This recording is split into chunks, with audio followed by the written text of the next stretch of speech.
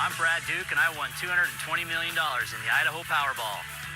In May 2005, fitness fanatic and adrenaline junkie Brad Duke made history when he walked away with Idaho's biggest ever jackpot. Brad worked hard managing gyms and played hard in his downtime as a competitive mountain biker. Before I won the lottery, I worked in the fitness industry, and I worked for a series of gyms. I was a manager. I was putting in long days. I was putting in 14-hour days most of the week, and I didn't feel like I was working a lot. I really enjoyed what I did. But Brad always had big ambitions. I've been fantasizing winning the lottery for a long time, since I was 18.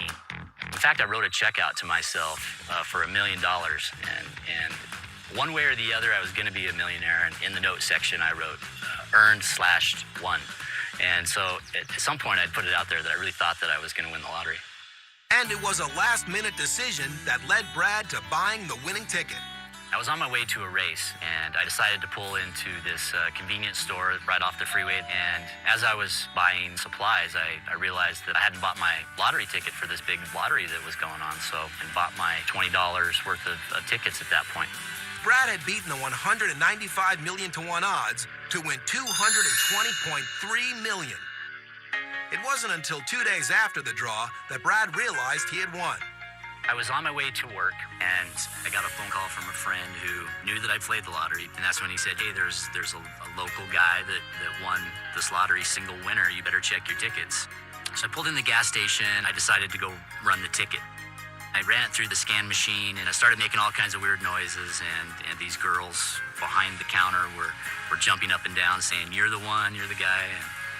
And actually, we were holding onto the ticket really tightly. I had to almost physically pull it away from them. I took the ticket, and I left the gas station. Other than his close family, Brad kept the news of his win to himself for 3 whole weeks. When I first found out, it wasn't excitement. It was put on the brakes, make inventory of what's going on, what's going to be the first step. And that first step was to put together a team to help him manage his newfound wealth. When he finally did come forward, Brad opted for the lump sum of $125 million, and after taxes, took home $85 million. And Brad had big plans to turn his millions into $1 billion. After I won the lottery, one of the first things that I thought of was to grow the wealth. And I got criticized for being a bit greedy. But for me, it was challenge. And thanks to his financial team, Brad's satisfied. I'm not exactly where I had hoped to be at this point. Let's put it this way, I still have more than I started with. With his winnings, Brad bought himself a brand new set of wheels. This is my Aston Martin V12 Vanquish. And it took me a while before I finally saw the car that I wanted, but when I did, this was it. But Brad waited 4 years until he bought a new home. When he finally did move, he made sure it fit his new multi-millionaire status. Well, we're at my Italian villa, and I'm going to give you guys a little bit of a tour. So here's my library. This painting up here is a place in Italy that I stayed with my friends that inspired me to have an Italian type of home. So you can watch some TV if you get tired of looking at the painting. After the lottery, when I won, one of the things that we did was a trip to Tahiti, and I wanted to commemorate the trip somehow. And I went and talked to a local tattoo artist about what to get. He said the proper way to be tattooed is for you to be interviewed almost, and then they'll choose Tahitian symbols that tell your story. Brad believes so much in this Tahitian symbol that he adopted it as a logo for his company. So what's in center in here is a logo for our company, and this logo is particularly special to me because it represents change. The closed end to the open end represents one change to another, and the swirl represents winds of change, and to be open to where the wind takes you. This is my bike shop and workout area. This is also an important place to me because it does represent one common thing between before and after what's happened to me has been biking. This is my screening room, my theaters, where I watch TV, games. We've put a star dome in here. We got the theater lighting. These chairs really are chairs that once you sit in, you don't want to get out of. They all have reclining feet rests, and they're just perfect. And got your drink holder here and whatever else you need. It's a good place to be. Now we're showing you another favorite room in my house, which is my wine collection.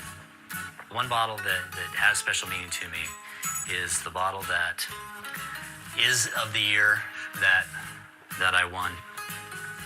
And it was my first real wine that I really liked. And Brad's love of wine has inspired the outside of his home as well. It's my first attempt at growing grapes. I do want to make some of my own wine. And so you can see that we have grapevines in here. You're always going to have grapes somewhere next to an Italian villa. We got a pear tree, apple tree, lots of strawberries. I really like hot peppers, so this is all different kinds of peppers and things in full bloom. I like to come out here and eat my breakfast just right off the plant. I never thought that a garden would be something that I want, but I really enjoy having it. So this is my backyard. I wasn't really sure if I really wanted to put a swimming pool in. I'm really glad I did, though. And you can walk right in and then dive off into the pool on one side, or you can step down at the swim-up bar. So you can sit here, get your drink, you can talk to people that are sitting right here in the pool, and they can have their drink, and it's unbelievable. So one of the latest hobbies I've picked up is paddleboarding, because I have the perfect venue to do it. You stand up on them like a surfboard, and you have a long Polynesian-style paddle, and you get out on the lake and you paddle yourself around. When I'm out there, it is a little meditative.